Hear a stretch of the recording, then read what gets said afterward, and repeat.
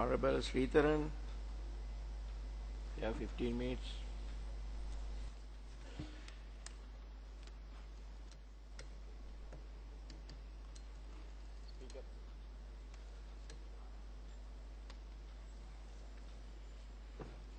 கௌரவ சபாநாயகர் அவர்களே, மதிப்புக்குரிய உறுப்பினர்களே, அனைவருக்கும் வணக்கம்.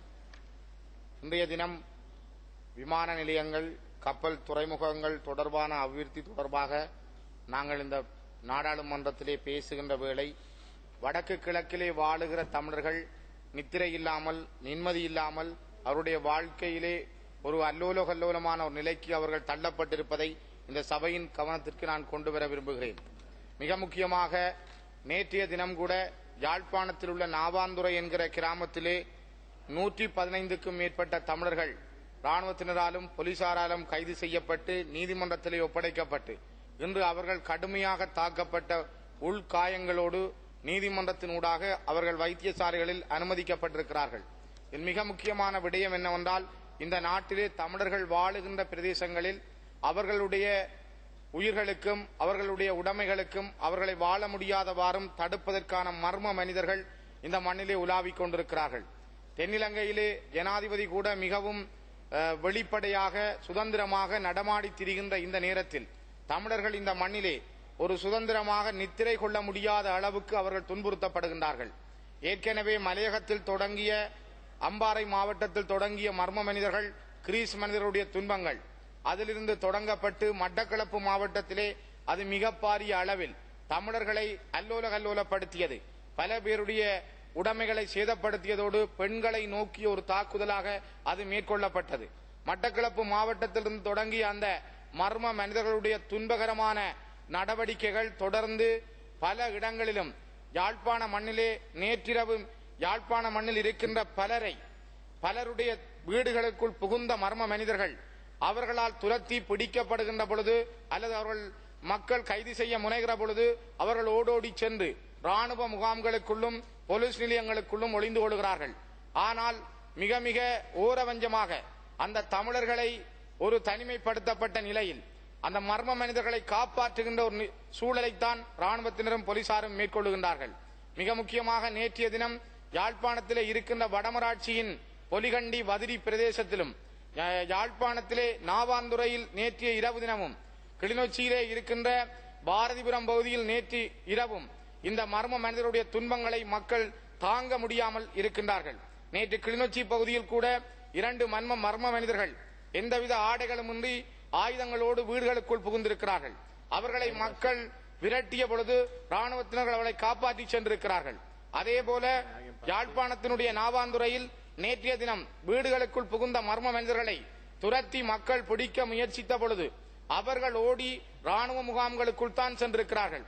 அந்த நிலையில் தங்களுடைய வீடுகளுக்குள் அவர்கள் தங்க முடியாதவாறு நேற்றைய தினம் இரவு ராணுவத்தினரும் போலீசாரும் வீடு வீடாக சென்று அங்கிருந்த சகல ஆண்களையும் பிடித்து பெண்களுக்கு முன்னால் கடுமையாக தாக்கி இருக்கிறார்கள். அதனை விட குழந்தைகள், பெண்கள் கும்பிட தங்களுடைய கணவன்மார் முன்னுக்கு பெண்கள் கூட தாக்கப்பட்டிருக்கிறார்கள். இன்று இதுவரை நான் இந்த நாடாளுமன்றத்தில் பேசுகின்ற பொழுது வரை ஒரு பெண் உட்பட 17-18 ஆண்கள் யாழ்ப்பாண நீதிமன்றத்தால் யாழ்ப்பாண வைத்தியசாலையிலே மிக கூடிய தாக்குதலான காயங்களோடு அனுமதிக்கப்பட்டிருக்கிறார்கள். நாங்கள் என்ன இந்த நாட்டிலே நடக்கிறது, தமிழர்கள் எவ்வாறு ஓரங்கட்டப்படுகிறார்கள், அவர்கள் எந்த வகையான ஒரு பிரச்சனைக்கு முகம் கொடுக்கிறார்கள் என்பதை இந்த சபை முதலிலே நினைக்க வேண்டிய ஒரு தேவை ஏற்பட்டிருக்கிறது. தமிழர்கள் உரிமைக்காக போராடுகிறார்கள். அவர்கள் இந்த தேர்தலிலே Is the honourable member taking responsibility for all what he is uttering in this house? Because he made accusation that a naked person who was behind this activity had finally gone into the camp. Does he have proof or any substantial evidence to that? Or is he just making a statement? I would like to know.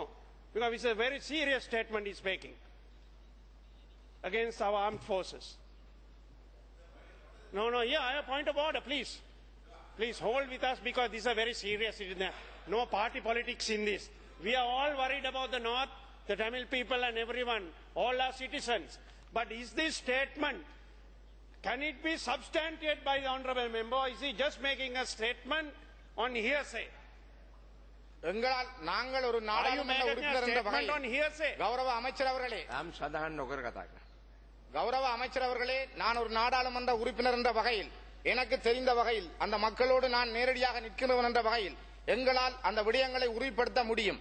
ஏனெனில் இந்த விடயத்தில் நாங்கள் முழுமையாக இந்த சபையினூடாக கூறிக்கொள்ள விரும்புவது, இந்த மர்ம மனிதர்களாக ஈடுபடுபவர்கள் முழுமையாக ராணுவத்தினர் தான் என்பதற்கு முழுமையான ஆதாரங்கள் அந்த மக்களிடம் இருக்கின்றன. போலீசாரும் ராணுவத்தினரும் மிக ஓரவஞ்சமாக நடந்து கொள்கிறார்கள் என்ற விடயத்தை நான் இந்த சபையினூடாக தெரிவிக்க விரும்புகிறேன். மிக மிக கூடிய அளவில் அங்கு பாதிக்கப்படுகின்றவர்கள் தமிழர்கள் தான். இதுவரை மட்டக்களப்பிலேயோ அம்பாறையிலேயோ அல்லது தமிழ் பகுதிகளிலேயோ நடைபெற்ற இந்த விடயங்களுக்கு எந்த விதமான நடவடிக்கைகளும் அரசால் மேற்கொள்ளப்படவில்லை என்பதை நான் இந்த சபையிலே தெரிவிக்க விரும்புகிறேன். Allegation against the army and say these army people. Does he have any substantial evidence? Just because you are MP, just because you are a member of parliament, you can't come to the house and make allegations against each and every one if it's not substantial. What is the name? What is the name? If he has any substantial evidence, what is the name of the person? Honorable Whip, tell me the name if you know the name of the person. How can you make allegation and say, I can prove if I don't have even the name? If I don't have even the name, don't make utterances of this nature. Do you all want the country to burn? You all want the country to burn? That is what you all are trying to do.